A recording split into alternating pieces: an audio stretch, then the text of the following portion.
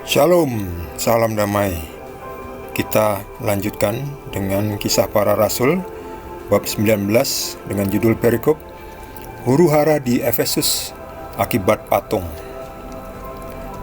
Bahkan beberapa pembesar yang berasal dari Asia yang bersahabat dengan Paulus mengirim peringatan kepadanya supaya ia jangan masuk ke gedung kesenian itu. Sementara itu, orang yang berkumpul di dalam gedung itu berteriak-teriak, yang seorang mengatakan ini dan yang lain mengatakan itu, sebab kumpulan itu kacau balau. Dan kebanyakan dari mereka tidak tahu untuk apa mereka berkumpul. Lalu seorang bernama Alexander didorong ke depan oleh orang-orang Yahudi. Ia mendapat keterangan dari orang banyak tentang apa yang terjadi. Segera ia memberi isyarat dengan tangannya dan mau memberi penjelasan sebagai pembelaan di depan rakyat itu. Tetapi ketika mereka tahu bahwa ia adalah orang Yahudi, berteriaklah mereka bersama-sama kira-kira 2 jam lamanya, "Besarlah Artemis, dewi orang Efesus!" Akan tetapi panitera kota menenangkan orang banyak itu dan berkata, "Hai orang Efesus, siapakah di dunia ini yang tidak tahu bahwa kota Efesuslah yang memelihara baik kuil Dewi Artemis yang maha besar maupun patungnya yang turun dari langit? Hal itu tidak dapat dibantah. Karena itu, hendaklah kamu tenang dan janganlah terburu-buru bertindak, sebab kamu telah membawa orang-orang ini ke sini, walaupun mereka tidak merampok kuil dewi kita dan tidak menghujat namanya. Jadi, jika Demetrius dan tukang-tukangnya ada pengaduannya terhadap seseorang, bukankah ada sidang-sidang pengadilan dan ada gubernur? Jadi hendaklah kedua belah pihak mengajukan dakwaannya ke situ. Dan jika ada sesuatu yang lain yang kamu kehendaki, baiklah kehendakmu itu diselesaikan dalam sidang rakyat yang sah, sebab kita berada dalam bahaya akan dituduh bahwa kita menimbulkan huru-hara pada hari ini, karena tidak ada alasan yang dapat kita kemukakan untuk membenarkan kumpulan yang kacau balau ini." Dan dengan kata-kata itu ia membubarkan kumpulan rakyat itu. Demikianlah sabda Tuhan. Ini melanjutkan perikop sebelumnya mengenai Demetrius menimbulkan huru-hara di kota Efesus. Di mana itu kota Efesus? Kita lihat petanya. Oh, di sini nih. Ini Efesus ini. Ini sekarang ini di Turki, di negara Turki. Efesus.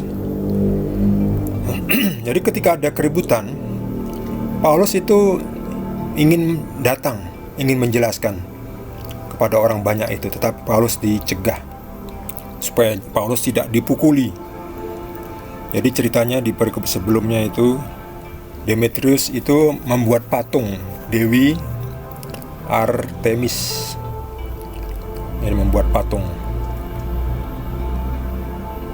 Dewi Artemis.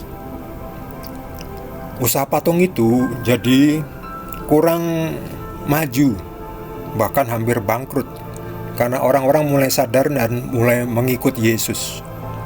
Jadi mereka tidak lagi menyembah patung-patung, dewi-dewi patung-patung di dalam kuil-kuil itu. Tidak lagi menyembah Dewi Artemis. Mereka sekarang menyembah Tuhan Yesus, Tuhan yang benar, Tuhan yang hidup, bukan Tuhan patung. Patung gak bisa apa-apa. Tetapi Yesus adalah Tuhan yang benar. Yesus bisa melakukan apa saja. Dan tidak hanya klaim, Yesus membuktikan. Yesus bisa membangkitkan orang mati, menyembuhkan orang sakit, sakit apapun, mengusir setan, meredakan badai, memperbanyak roti dan ikan. Semua itu bukti bahwa Yesus adalah Tuhan. Karena hanya Tuhan yang bisa melakukan itu. Gak ada lagi manusia yang bisa melakukan apa yang Tuhan Yesus lakukan. Hanya Tuhan yang bisa melakukan sebanyak itu, karena dirinya adalah Tuhan. Yesus adalah Tuhan yang menjadi manusia. Manusia tidak bisa jadi Tuhan. Tuhan bisa jadi manusia. Dan Yesus membuktikan bahwa Dia adalah Tuhan. Mungkin banyak orang yang masih gak percaya, gak mungkin Tuhan mau jadi manusia. Oke lah, Yesus saja mengatakan, ya sudah, kamu mau percaya bahwa saya adalah Mesias, Tuhan, anak Bapa, percayalah kepada perbuatan-perbuatan yang sudah kulakukan itu. Jadi kalau nggak bisa percaya pada klaim, pada omongannya bahwa dia adalah Tuhan, percayalah pada perbuatan-perbuatannya yang ajaib itu, yang hanya bisa dilakukan oleh Tuhan.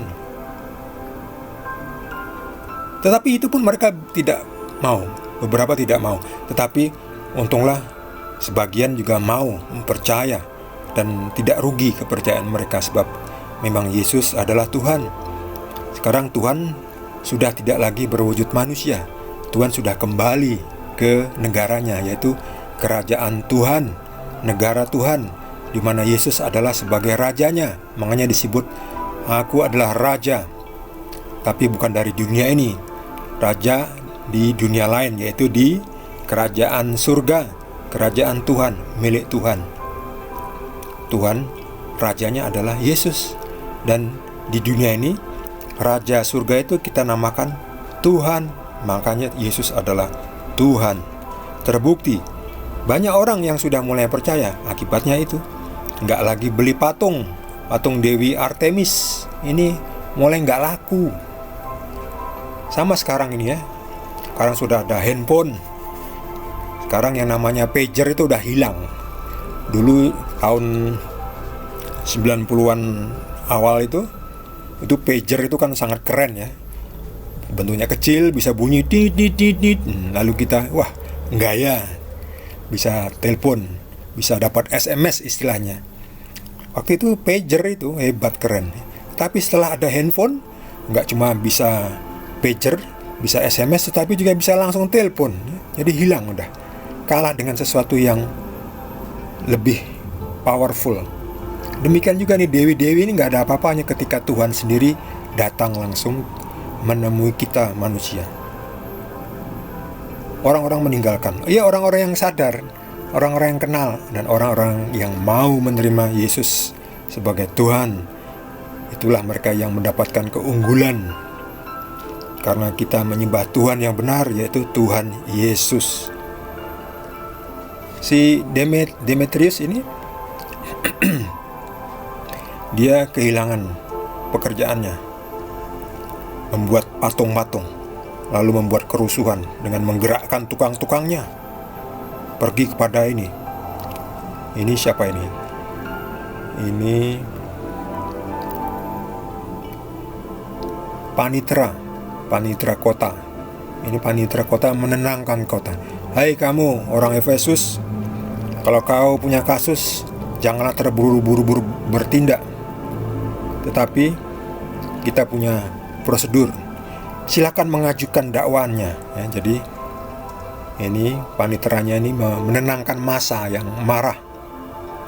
Akhirnya setelah ditenangkan, massa itu berangsur-angsur membubarkan diri, lalu mulai menuntut ya, mengajukan dakwaan terhadap Paulus dan teman-temannya yang membuat usaha mereka bangkrut.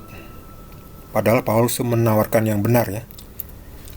Sebetulnya mereka sekarang tidak harus lagi buat patung Dewi Artemis ya. Mereka bisa buat salib, kalung salib ya. Bisa buat kursi untuk gereja, membuat hiasan-hiasan, tatakan lilin, bisa beralih pekerjaan kan. Sekarang tidak lagi buat patung-patung dewi, tetapi membuat peralatan lain untuk kebaktian, untuk misa, membuat tempat lilin, membuat wadah untuk komuni, membuat patung Yesus, tapi bukan untuk disembah, hanya untuk sebagai hiasan. Yang kita sembah tetap Tuhan yang benar ya, Tuhan Yesus yang sekarang ada di surga. Kalau patung Yesus itu hanya untuk mengingatkan kita ya, tidak disembah, kita tidak menyembah patung. Patung-patung itu kalau dihancurkan ya sudah, nanti kita beli lagi. Patung itu hanya sebagai hiasan, sama seperti foto-foto, lukisan-lukisan. Kita tidak menyembah foto leluhur kita, enggak. Kita menghormati yang ada di sana itu ya. Yang sudah kita, yang sudah ada di alam sana ya. Kita tetap menghormati mereka yang berbuat baik, yang sudah berbuat baik, yang meninggalkan legacy yang baik. yang meninggalkan warisan yang baik. Yang jahat ya jangan diikuti. Ya, foto-foto itu kan itu tidak kita sembah, hanya sebagai mengingat saja. Demikian juga foto Yesus. Apa kita menyembah foto Yesus? Ya enggak lah. Dirusak-rusak ya nanti kita beli lagi.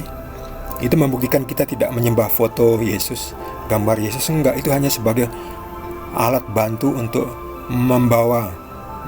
membuat suasana yang suci, suasana yang khusyuk untuk kita mengingat Tuhan Yesus, mengingat penderitaannya. Jadi kita punya salib yang masih ada korpusnya atau masih ada Yesusnya, itu bukan untuk sebagai sesuatu yang apa-apa, itu yang dipakai untuk mengingat penderitaan Yesus. Mestinya seperti itu. Mestinya si Demetrius ini ya sudah alih profesi. Dulu buat patung Dewi Artemis, ya sekarang buat yang lain-lain, mungkin patung lilin, mungkin meja, taplak meja untuk alat ibadah, mungkin buat piala untuk nanti Ekaristi, atau buat ngeprint buku-buku ajaran Injil dan sebagainya, atau buat bangku, peralatan bangku, atau membuat hiasan untuk di jendela itu, hiasan warna-warni itu, mozaik itu kan bisa diterima yang itu ya. Jadi bukan lagi buat patung dewi-dewi lalu disembah, bukan itu ya. Ya kita buat sesuatu lagi ya, tapi hanya sebagai hiasan. Seperti kita membuat tempat lampu yang bagus, yang cantik, lalu dijual, menghasilkan untuk hiasan. Membuat lukisan yang bagus, lalu dijual, menghasilkan. Tapi semuanya itu tidak lagi disembah, hanya sebagai hiasan.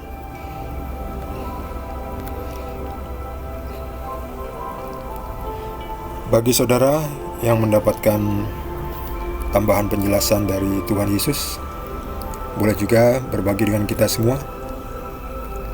Bagi yang belum subscribe, jangan lupa di subscribe dan juga di like. Kita akan lanjutkan dengan perikop berikutnya, masih dari Kisah Para Rasul. Terima kasih. Tuhan Yesus berkati kita semua.